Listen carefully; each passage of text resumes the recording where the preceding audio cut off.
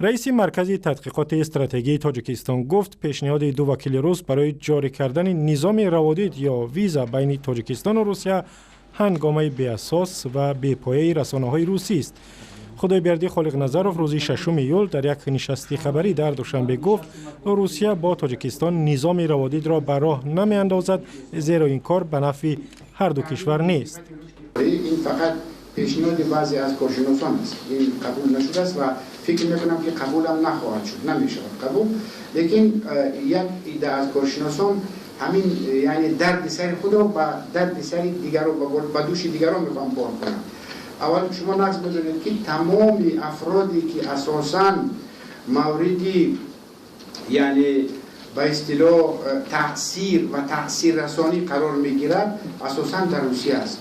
هفته گذشته بعضی از رسانه‌های روسی نوشتند که وکیلان مردمی روسیه می‌خواهند بین این کشور و تاجیکستان ویزا جاری شود زیرا ممکن است اعضای گروه دولت اسلامی خود را مهاجر کاری وانمود کرده و روسیه وارد شوند. مقامات مسکو در گذشته پیشنهادها برای راه‌اندازی نظام روادید بین تاجیکستان و روسیه را رد کردند. و صحبت امروزه برنامه درباره بیانیه‌های رئیس مرکز تحقیقات استراتژی است با همکارم شهلای گلخواجه.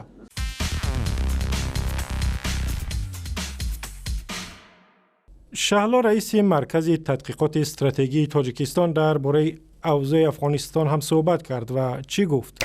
خب، خدایبردی خالق نظر رئیس مرکز تحقیقات استراتژی وضع در شمال افغانستان را پیچیده ارزیابی کرد و گفت که تاجیکستان در روبروی خطر و تهدیدات از این کشور آمادگی همه جانبه میگیرد. و میگوید مرکز تحقیقات استراتژی هنوز سال 2012 درباره وضع با وجود آمده در شمال افغانستان را پیشگویی کرده بود، اما آن زمان این پیشگویی ها مورد انتقاد قرار گرفته بودند.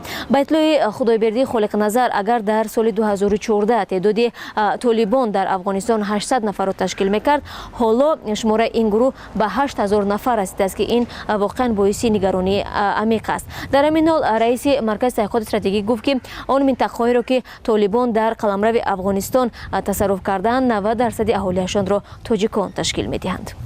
و شهلا، آنگونه که خودت قبل از برنامه گفتی، خدایبردی خالق نظرов همچنین درباره حزب نهضت اسلامی صحبت کرد. او درباره حزب مشخصا چی گفت؟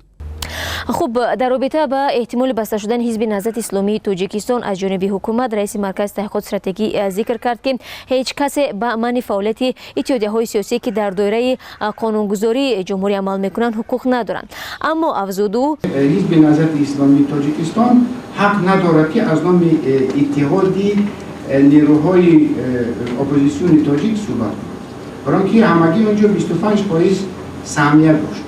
تشکر. همکارم شهلای گلخواجه از دوشنبه صحبت میکرد.